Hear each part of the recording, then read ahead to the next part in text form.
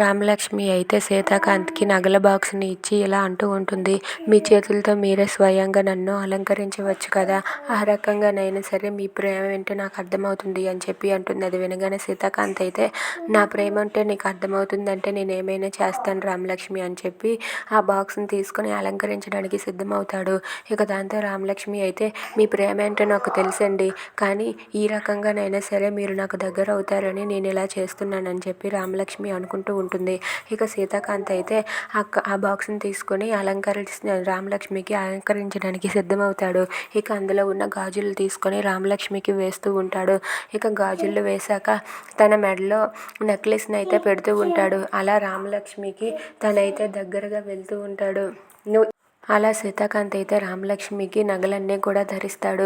నగలన్నీ కూడా దగ్గరుండి ధరించి రామలక్ష్మికి అయితే ఇంకా దగ్గర అవుతాడు. ఇక తన మెడలో నెక్లెస్ వేశాక రామలక్ష్మి కాళ్ళకైతే పట్టీలను పెడతాడు.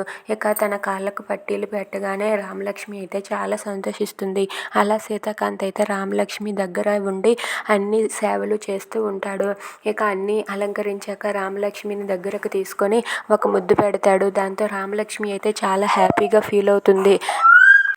అలా సీతాకాంత్ అయితే రామలక్ష్మికి దగ్గర అవుతాడు. దగ్గర అవటంతో రామలక్ష్మి అయితే చాలా హ్యాపీగా ఫీల్ అవుతుంది.